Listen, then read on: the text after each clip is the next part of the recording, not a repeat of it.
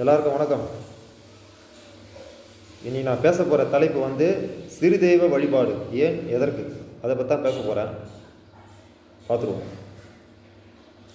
பொதுவாக சில நம்ம கலாச்சாரத்தில் எல்லாத்துக்குமே வழி இருக்குது. சிறு தெய்வ வழிபாடுக்கும் வழி இருக்குது, ஞானத்துக்கும் வழி இருக்குது, யோகத்துக்கு வழி இருக்குது, எல்லாத்துக்குமே வழி இருக்குது. ஆனால் எல்லாத்துக்கும் சொல்லி வச்சு தான் போயிருக்கிறாங்க. நம்ம தேர்ந்தெடுக்கிற விதங்கள் தான் நம்ம கையில் இருக்குது.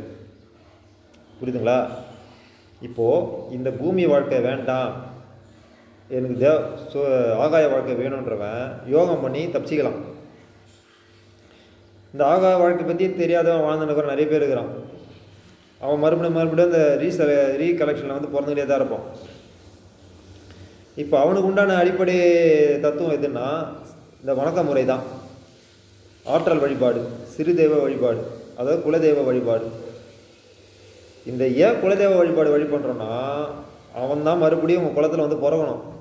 ஏன்னா அந்த ஆற்றல் வேறு எங்கேயுமே போகாது.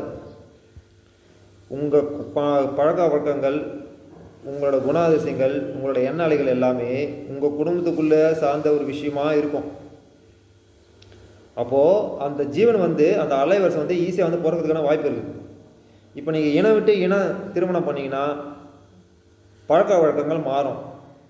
அப்படி பழக்க வழக்கங்கள் மாறும் பொழுது அந்த அலைவரிசை கோட்பாடு சரியாக வந்து உங்களுக்குள்ளே அமையாது. கிராசிங் ஆகிடும், சிக்னல் கிராசிங் ஆகிடும். அப்போது இதனால தான் தடுமாற்றங்கள் நிறைய நடக்கும். ஒரே குலத்தில் நீங்கள் கல்யாணம் பண்ணிங்கன்னா ஒரே பழக்க வழக்கம் இருக்கும், ஒரே மாதிரியான வாழ்க்கை முறை இருக்கும். அதை பற்றி உங்களுக்கு பெருசாக தெரியாது. உங்கள் மன உளைச்சலாம் ஏற்படாது, இயல்பாகவே நடந்துருக்கும். இந்த இனம் விட்டு இனம் மாறும்போது, பழக்க வழக்கம் மாறும்போது உங்கள் சித்தம் வந்து சீக்கிரத்தில் கேட்ச் பண்ணாது, லேட் ஆகும் அப்சர்வ் பண்ணுறதுக்கு. அதனால தான் சில பிரச்சனைகளே வரதுக்கு காரணம், நிறைய பிரச்சனை வரதுக்கு காரணமே இதுதான். இப்போது உங்கள் இறந்துட்டு போனவன் இந்த உடல் கிடைக்காம தடுமாறுவான். ஏதாவது உங்கள் குடும்பத்தில் எவனாவது இறந்துட்டானா திருப்பி அவங்க குடும்பத்தை தான் வந்து பிறக்கணும், வேறு எங்கேயும் போக மாட்டான். ஏன்னா உங்கள் சித்தம் எதில் பதிவாயிருக்கோ அதுலேயே மெசேஜ் தான் அதுலேயும் பதிவாயிருக்கும். இப்போ அவன் அந்த உடல் கிடைக்காம தடுமாறும் போது, நீங்கள் இன வேண்டிய இனத்தை மாதிரி கல்யாணம் பண்ண உடல் கிடைக்காம தடுமாறும் போது அவன் எங்கன்னா சுற்றிட்டு தான் இருக்கும், அறகுறையாக தான் இருக்கும், என்ன அலைகள் முழுமை அடையாது. அப்போது உங்கள் இனத்துக்குள்ளேயே நீங்கள் திருமணம் செய்து கொள்வது தான் சால சிறந்தது. யார் ஒரே பழக்க வழக்கம், ஒரே இனம், ஒரே மொழி ஸ்லாங் இருக்கோ அந்த அலைவரிசை வந்து அவங்களுக்குடைய இயல்பாக ட்ராவல் பண்ணும். இப்போ பழக்க வழக்கம் மாறினா அலைவரிசைகள் மாறும். அப்போது அந்த இறந்து போன அந்த அலைவரிசைக்கு உடல் கிடைக்கிறதுக்கு ரொம்ப சிரமமாக இருக்கும். இது வந்து அலைவரிசை கோட்பாடு. இப்போது நீ சிறுதெய்வ வழிபாடு ஏன் பண்ணுறீங்கன்னா, நீ உன்னோட பிரார்த்தனையை, அதாவது கீழ் நிலையில் வாழறவங்க மட்டும் சொல்கிறேன், மேல்நிலை வாழறவங்களுக்கு இது சம்மந்தம் இல்லை. யோகம் பண்ணுறவங்களாம் சம்மந்தம் கிடையாது, அதை விட்டுருங்க, மறந்துடுவோம்.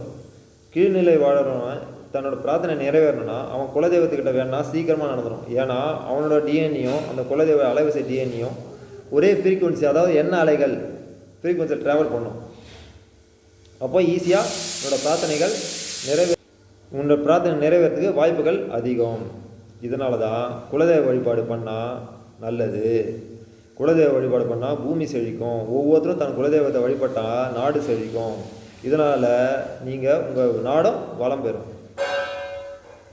இப்போ நாடு நல்லா இருக்குன்னா ஒவ்வொருத்தரும் தன் குலதெய்வத்தை வழிபடுத்து சால சிறந்தது. நன்றி, வணக்கம்.